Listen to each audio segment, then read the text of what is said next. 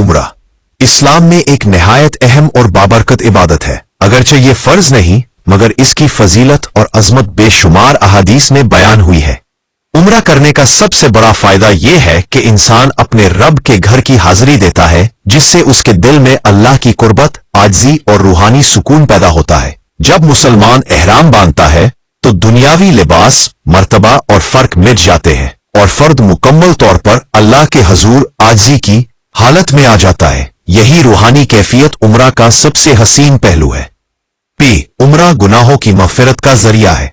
नबी करीम अलैहिस्सलातु वस्सलाम ने फरमाया कि एक उम्रा दूसरे उम्रे के दरमियान होने वाले गुनाहों का कफारा है। इस फरमाने नबवी से मालूम होता है कि उम्रा न सिर्फ इंसान की रूह को पाक करता है बल्कि जिंदगी के गुनाहों से निजात दिलाकर नए सिरे से नेक जिंदगी गुजारने का हौसला भी देता है। बहुत से लोग उम्रा के बाद अपनी जिंदगी में नुमायां तब्दीलियां महसूस करते हैं।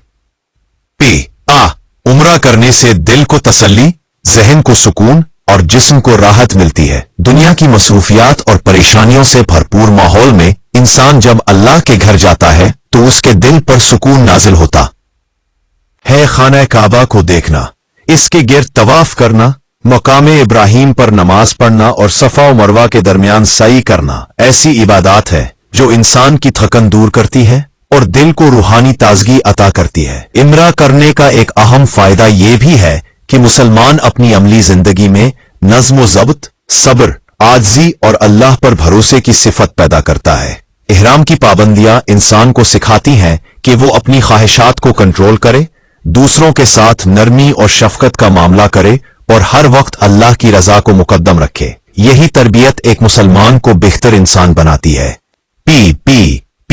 उम्रा इंसान की दुआओं की कबूलियत का जरिया भी बनता है।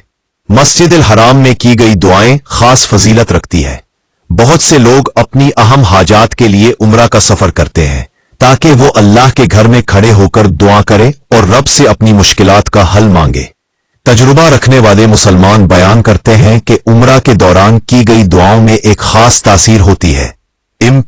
मजीद ये कि उम्रा मुसलमानों में इत्तेहाद और यकजहती का जरिया बनता है। दुनिया के मुख्तलिफ ममालिक, रंग और जबानों के लोग एक ही लिबास में एक ही मकसद के लिए जमा होते हैं। ये मंजर इंसान को याद दिलाता है कि इस्लाम सबको बराबर करार देता है और अल्लाह के नजदीक तकवा ही असल मयार है। इस तरह उम्रा मुसलमानों के दरमियान भाईचारा बढ़ाता है। आखिर में ये बात अहम है कि उम्रा मुसलमान को अपनी जिंदगी पर गौर करने का मौका देता है। जब इंसान खाना काबा के सामने खड़ा होता है तो उसे अपनी कमजोरियां, गलतियां और अल्लाह की बेशुमार नेमतें याद आती हैं। ये एहसास उसे शुक्रगुजारी, बेहतरी और नेक राह इख्तियार करने की तरफ ले जाता है।